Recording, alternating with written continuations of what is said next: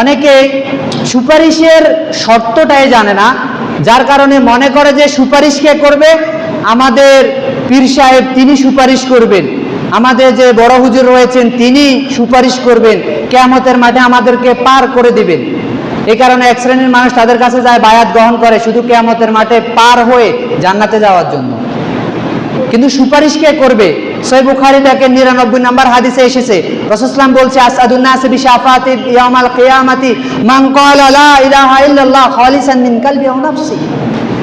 যে আমার সুপারিশ পেয়ে তারাই ধন্য হবে যারা তাওহীদপন্থী, ইখলাসের সহিত যারা লা ইলাহা ইল্লাল্লাহ স্বীকৃতি দিয়েছে, মুমিন, মুত্তাকি, তাওহীদবাদী, তারাই আমার সুপারিশ পেয়ে ধন্য হবে। আবু হুরায়রার প্রশ্নে তিনি বলছেন যে তারাই সুপারিশ পাবে। রাসূল সাল্লাল্লাহু আলাইহি সাল্লামের সুপারিশ সবাই পাবে না। এবং সুপারিশ কে করবেন, কিসের শর্তে করবেন? শর্ত দুইটি। সূরা আম্বিয়াতে রয়েছে যে, সূরা আম্বিয়া 21তম সূরা 28 নম্বর আয়াতে আল্লাহ সুবহানাহু ওয়া তাআলা একটি শর্ত দিয়েছে, আল্লাহ যার উপরে সন্তুষ্ট, যে সুপারিশ করবে তার উপরে আল্লাহ সন্তুষ্ট থাকতে হবে।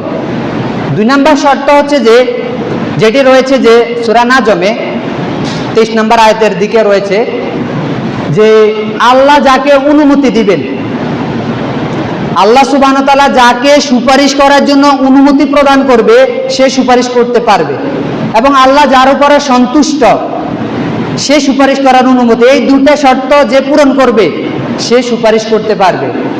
এখন আমাদের পীর সাহেব যে সুপারিশ করবে কি নিশ্চয়তা? সে নিজে তো জানে না তার কি অবস্থা হবে। অনেকে তাকে চুম্বন করে, তার পা চুম্বন করে, যায় পড়ে থাকে, সেখানে যায় তার কাছে রিজিক চায়, যে ব্যবসা বাণিজ্যের উন্নতির জন্য তার কাছে চলে যায়। আসলে কি সে দেওয়ার ক্ষমতা রাখে? সে নিজে জানে না তার কি অবস্থা।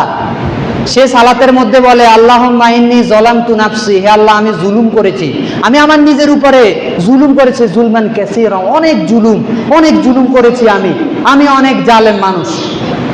তার কাছে কিভাবে আমরা সুপারিশ কামনা করতে পারি, বা তাকে আমরা কিভাবে নিশ্চিত হয়েছি সে সুপারিশ করবে? সে নিজে তো জানে না, সে নিজে বলে সে জালেম, সে জুলুমকারী, সে অন্যায় করে। শুধুমাত্র সুপারিশ নবীরা এবং যাদেরকে আল্লাহ সুবহানাহু ওয়া তাআলা অনুমতি দিবেন, সলেহীন, সিদ্দিক, শহীদ, যারা আল্লাহর অনুমতি পাবে তারাই সুপারিশ করবে। হ্যাঁ, হতে পারে কোনো সৎ ব্যক্তি, হতে পারে তিনি আল্লাহর অনুমতি পেয়ে সুপারিশ করবেন, এরকম অনেক রয়েছে। কিন্তু দুইটা শর্ত পূরণ করতে হবে, আল্লাহর অনুমতি, আল্লাহর সন্তুষ্ট।